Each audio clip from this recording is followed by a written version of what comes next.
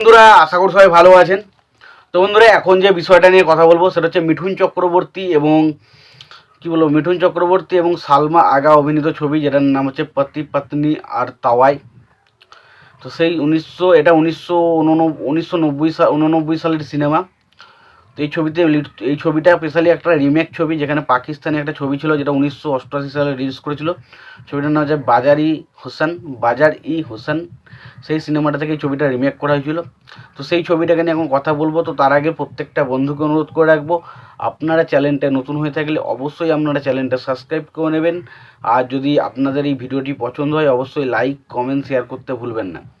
তো দেখুন, এই সিনেমাটার বিষয়ে কথা বলার আগে এই ছবির পরিচালক, প্রযোজক, চিত্রনাটক ও সঙ্গীত কারা ছিলেন সেই বিষয়টাকে দেখে নিই। এই ছবির পরিচালক হচ্ছে রাজকুমার কোহলি। ছবিটার চিত্রনাট্যেরও কাজ করেছেন রাজকুমার কোহলি। ছবিটার সঙ্গীতের কাজ করেছেন লক্ষ্মীকান্ত প্যারেলাল। ছবিটার রান টাইম হচ্ছে 135 মিনিটের মতো। ছবিটাতে অভিনয় করেছিলেন মিঠুন চক্রবর্তী, সালমা খান, ফারানাজ, সুমিত সাওগাল, ওম প্রকাশ, গুলশান গ্লোভার সহ আরও অনেকে। তো এই সিনেমাটা কিন্তু খারাপ নয়, তবে খুব একটা যে ভালো সিনেমা এটা কিন্তু আমার লাগেনি।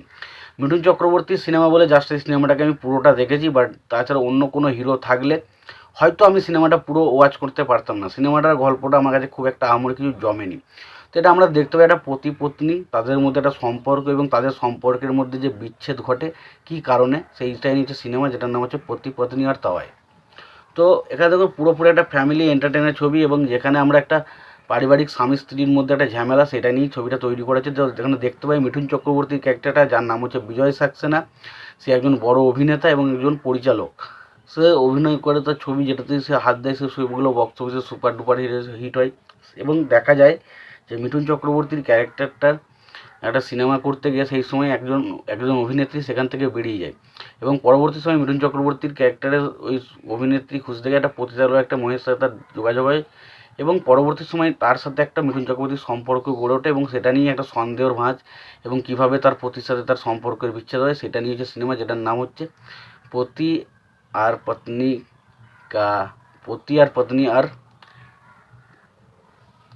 তানাই পতি পত্নী আর তানাই এই সিনেমাটা। তো এই সিনেমাটার মধ্যে দেখুন কনসেপ্ট যে খুব আহামরি কিছু না। মিঠুন চক্রবর্তীর সাথে এই যে বললাম তো, মিঠুন চক্রবর্তীর সাথে যে নায়িকাটা রয়েছে নাম হচ্ছে সালমা আগা। তো তার সাথে মিঠুন চক্রবর্তীর কেমিস্ট্রিটা আমার বেশ ভালো লেগেছে।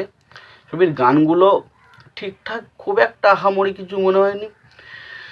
ছবিটা গল্পটাও কিন্তু খুব একটা ভালো না, যে আমি আপনাকে বলে দেবো বিশাল কিছু মিস হয়েছে সেরকম কিন্তু নয়। তো বললাম গল্পটা আমাকে কিন্তু খুব একটা ইমপ্রেস করতে হয়নি। বাকি ছবিটা দেখুন খুবই তো পুরোনো ছবি, তো সেই সময় ধরুন স্ক্রিন প্লে যেভাবে হতো হতো সেটা ঠিকঠাক। তো ওভারঅল সিনেমাটা কিন্তু একটা ভালো নয়। সিনেমাটা সত্য যে একদমই ভালো নয় সিনেমাটা। যদি ভাবেন যে মিঠুন চক্রবর্তীকে আপনার খুব ভালো লাগে তাহলে অবশ্যই দেখুন। আর সবসাথে একটাই কথা বলবো, সিনেমাটা আমার কাছে কিন্তু একদমই জমেনি, আমার কাছে পছন্দ নয়। তোমাদের কেমন লেগেছে জানিও। তোমাদের যদি ভিডিওটি ভালো লেগে থাকে লাইক, কমেন্ট, শেয়ার করে দিও। চ্যানেলটা নতুন হয়ে থাকলে অবশ্যই তোমরা চ্যানেলটা সাবস্ক্রাইব করে নিয়ে পাশে বেল আইকনটা অবশ্যই প্রেস করে দিও।